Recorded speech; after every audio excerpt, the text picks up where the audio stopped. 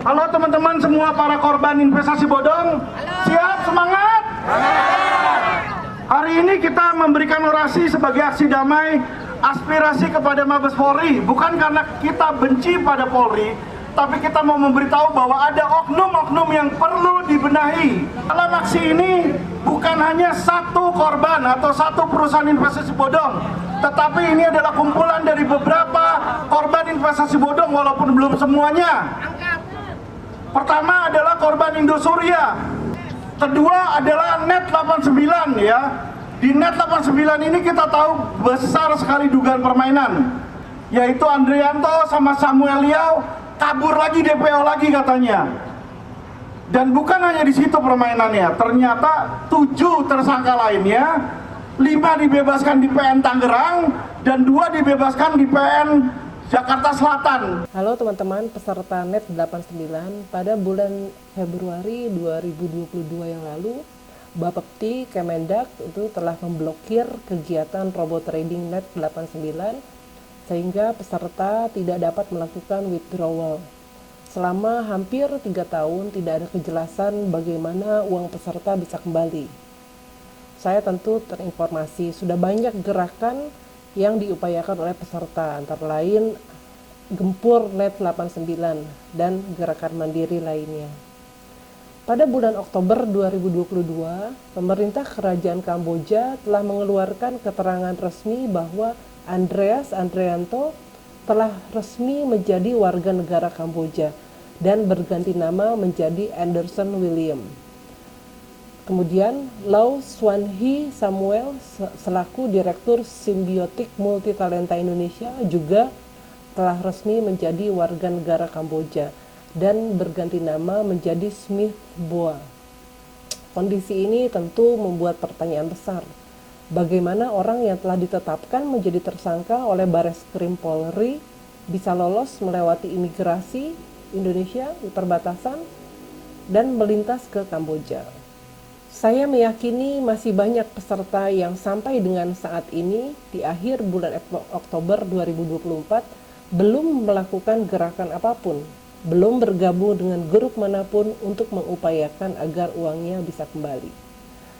Pada bulan April 2024, pengacara Alvin Lim melakukan aksi damai bertempat di depan Mabes Polri Trunojoyo, Jakarta Selatan, dan memprotes keras bagaimana tersangka Net 89 bisa lolos melintas ke Kamboja. Menunjukkan bahwa Mabes Polri dalam hal ini tipe Exus kembali berarti membuat penyidikan dengan asal-asalan. Kalau pengadilan bisa bilang bahwa penetapan tersangka gak sah, berarti lo memproses hukumnya gak benar dong di situ kan? Nah ini kita permasalahkan bagaimana kasus triliunan kok penjahatnya bos-bosnya kabur semua. Nah disinilah kita harus menuntut kepada Mabes Polri, terutama tim Texas, untuk membenahi. Ini kita bingung. Ini si Dirti Texas ini masa jenderal sehebat itu nggak ngerti cara tangkap penjahat? Hari ini penjahat A kabur, besok penjahat B kabur, besok penjahat C kabur. Pada kabur semua. Kalau satu kabur kita bisa bilang lalai. Kalau ini pada kabur semua belasan, ini mah bukan lalai, ya. Ini masuk angin dan ini harus diatensi oleh Kapolri. Saya pun berada di sana untuk mendukung aksi damai dan bertemu langsung dengan Alvin Lim.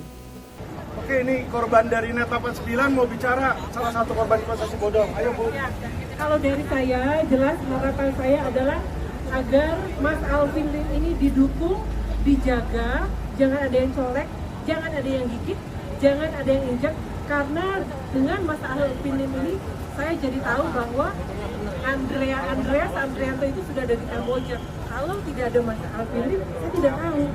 Makanya Indonesia, masyarakat, Polri, Kapolri, kita berterima kasih kepada Mas Alvin Lim.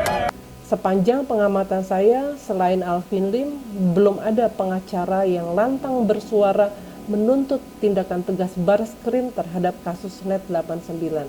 Sehingga saya sempat terpikir untuk menunjuk kuasa kepada Alvin Lim. Namun belum sempat ditindaklanjuti karena beberapa teman yang juga menjadi peserta Net 89 hampir putus asa.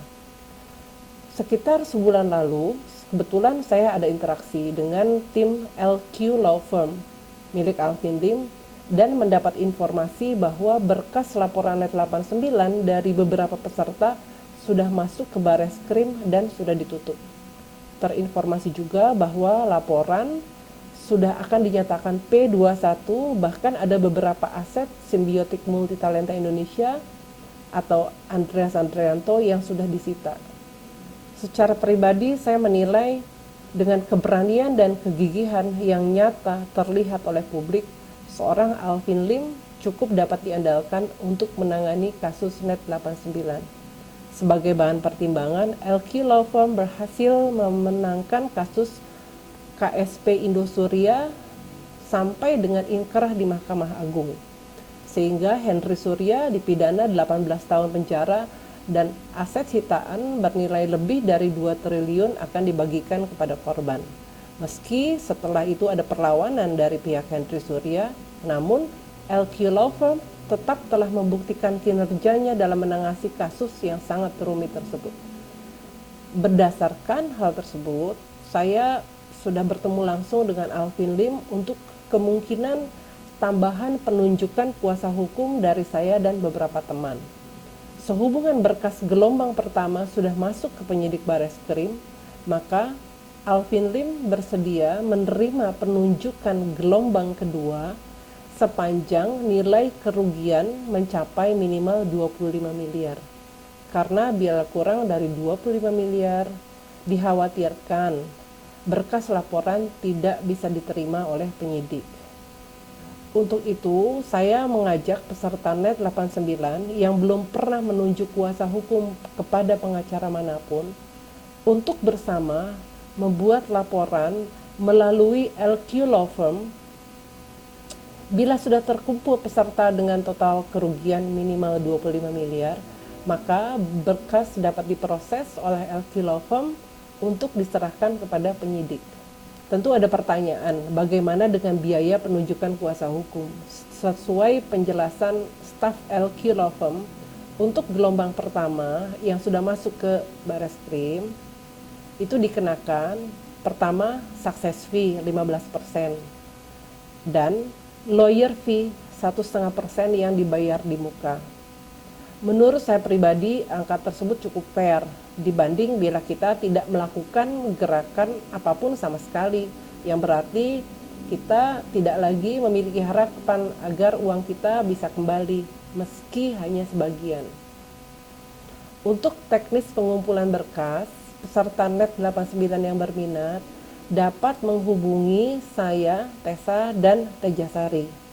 Bahkan bila ada hal-hal yang ingin dibahas bersama, kita dapat mengadakan pertemuan di ruang meeting Bank Mandiri di seputar SCBD. Oke, teman-teman, peserta Net 89 yang belum pernah melakukan upaya apapun, ya, supaya kita masih memiliki harapan agar uang kita bisa kembali meski hanya sebagian, ya. Ditunggu ya, silakan hubungi saya atau Tejasari. Demikian.